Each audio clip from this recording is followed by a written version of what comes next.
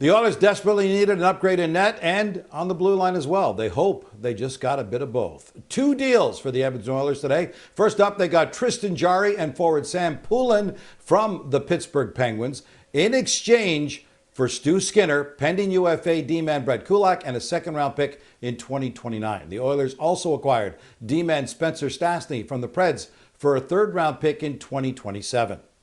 Alongside the insider Pierre, LeBrun, and Oilers reporter Ryan Rishaug. Pierre, we heard talk about Jarry for a little while now. How did this deal between the Pens and the Oilers finally come together? Well, I think for the moment Stuart Skinner got pulled in the Stanley Cup final last year, Stan Bowman was always on the lookout to see if there was a real upgrade out there on the market. There aren't a lot of goalies available, as we know. And now Stan Bowman said after the trade on a media call with reporters that Ryan was on that they've been keeping a close eye on Tristan Jarry since the start of the season. It's been a resurgent season for him. But it's also the same goalie 11 months ago that cleared waivers with the Pittsburgh Penguins and was sent down to the AHL. And the reason he cleared waivers was the same reason now that made this appealing to the Oilers. The term left on his contract, north of $5 million a year, 2 more years after this season. That's why Edmonton wanted to make this deal once they felt that his game was back. Same reason teams avoided him 11 months ago. Goalie voodoo. There you go. Ryan, Jarry comes in with a significantly better save percentage and goals against average than Skinner, playing for a team that has virtually the same point total in the NHL standings. Put into perspective for us the bet Stan Bowman just placed. Yeah, you put it right, Gino. It is a bet. And with any type of move like this, you got to take a close look at the risk versus the reward. Let's do both of those things. This is going to sound really glass half empty here, but we got to do it. This is the risk. Tristan Jarry has had health issues.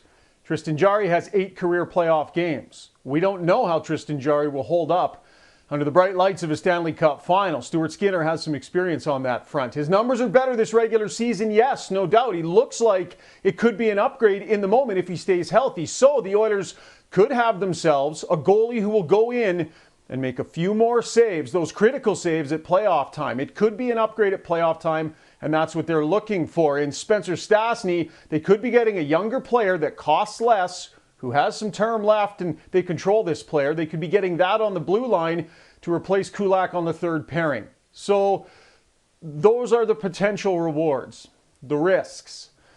Jarry, as I said, has had some injury issues in the past. And whether or not he can stay healthy through it is something, and whether he can stand up to those bright lights is something that is definitely going to be a question here. If this does not work, Gino, Stan Bowman has taken the risk that the goaltending won't have meaningful change, and he's meaningfully watered down his blue line for the playoffs as well, because every year Brett Kulak becomes a second pairing defenseman and plays his best hockey in the playoffs. So big risk, potential reward. This is a gamble. Yeah, and listen, obviously there are Oilers fans who are going to say, was that it? Were there no other options? And the reality is there just aren't that many options on the goalie market. The name of Jordan Binnington was bandied about over the last couple months with Edmonton. The reality is, my understanding, that the Oilers and Blues actually never talked about him. And maybe that's because Jordan Binnington has a 14-team no-trade list that includes Edmonton on it. Now, we don't know if he would have waived or not, but I'm told he was never asked about waiving for anyone so far this year, despite where the Blues are in the standings. Number two, we know there's a bit of history with the Blues and the Oilers and a couple of offer sheets a couple of years ago, so I'm not sure that the Blues and Oilers ever made sense as a trade partner. So Jordan Binnington, not an option. Ryan, we know what the players are saying publicly after their deal was announced, but you know these guys quite personally, know them real well. How do you think they're really feeling about the shakeup right now?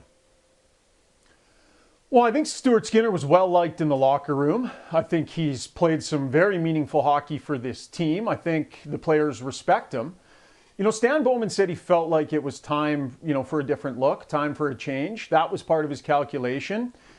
The implication is that the players are weary playing in front of Stuart Skinner, that, when a bad goal goes in, it's, oh boy, because of the history, it's here we go again, right? Does that manifest itself in the way the team is playing in front of them? I don't really buy that. I think that you play hard in front of whoever's behind you. I don't think the players would be willing to take that out this year. Defensively, the Oilers have been brutal this year. Like, a big part of Stuart Skinner's numbers being where they are is that the first 15, 18 games of the year. Now, they've been able to turn it around here. I think they just want to win. I think that, the veterans on this team are desperate to win. They know that will come with some personal pain, seeing friends have to leave. Bottom line, ask them all in the playoffs, right? Let's see how Tristan Jarry does in the playoffs. Let's see how Spencer Stastny fills in for Brett Kulak. Let's see if this team's chances to win are as good or better. And then everyone will get over whatever emotions they might have in Stuart Skinner moving on here, Gino. But the idea that it was becoming an issue for the rest of the team and the way they were playing, I'm not sure I subscribe to that theory. It feels like a bit of a cop-out. Pierre, shed some light on this from the Pittsburgh Penguins' perspective. Well, people assume right away when this trade got announced that the Penguins, in acquiring 2 pending UFAs in Skinner and Kulak, had acquired 2 assets they could flip before the March 6th trade deadline. And I will tell you, that's not immediately the plan for GM Kyle Dubas. Penguins are trying to make the playoffs. They're one of the surprise teams this season. I don't know how realistic their chances are of staying in the fight, but for now they're in the fight. And keep in mind that part of the real delicate balance that Kyle Dubas is trying to manage here is, making his franchise captain Sidney Crosby feel like the Penguins are trying to do all they can to compete now, while of course at the same time the priority being to continue to rebuild the Penguins for years to come. And he acquired, another draft pick here today. So it's a fascinating deal. Personally, I don't think the Penguins will stay in the race, and then suddenly you might have a team looking for goalie depth with Skinner, and certainly, as Ryan said, Kulak's performances in the playoffs, he might be an attractive defenseman to pick up before March 6th as well. From the Oilers' perspective, Ryan, this is almost a dollars in, dollars out scenario when you take in both deals and all the bodies being moved back and forth. What's next for Stan Bowman? He does have a little bit of cap space left. Yeah, so you take a wait-and-see approach. He now needs to figure out what he's got. He needs to know what he has in Spencer Stastny. He needs to know what he has in Tristan Jarry. He needs to see how the team all comes together and fits and functions, and that's going to take a little bit of time. The need in Edmonton is a top 6 forward. Andrew Mangiapane has not worked out, most recently on the team's 4th line. Jack Roslovic was a godsend, fell out of the sky and into their lap. He's injured right now, but boy, has he ever been good. The need remains a top 6 forward, Gino. One other thing I just want to point out, you talk about dollars in, dollars out on this trade. Stuart Skinner did not have a contract for next season. They hadn't even been discussing it or negotiating it.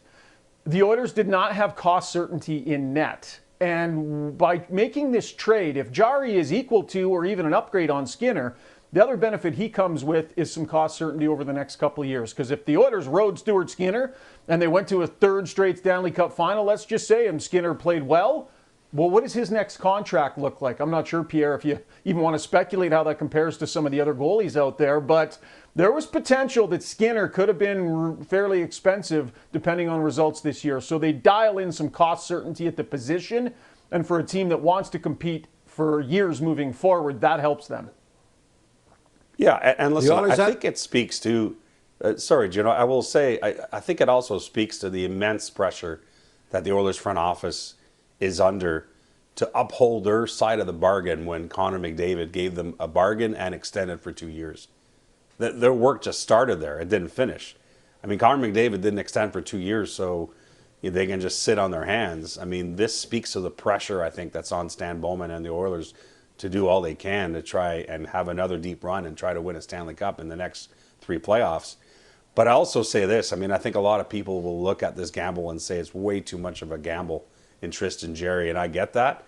I will just give you an example, though, about a year ago. The Colorado Avalanche swapped out their entire goaltending in season. Scott Wedgwood and Mackenzie Blackwood. Blackwood became the number 1. And when that deal was made, even though the underlying numbers in San Jose suggested a decent bet by Colorado, it's not like everyone reacted by saying, there you go, the Avalanche are good now in net. It was a gamble. New Jersey parted ways with Mackenzie Blackwood because he couldn't stay healthy before shipping him to San Jose. So again, I'm not saying this is a gamble that's going to pay off for sure for Edmonton. It is a huge risk, but Colorado took a risk a year ago and they're pretty happy for it. We don't know how this is all going to play out, but we do know this. The Oilers had to do something, so they've made a significant bet.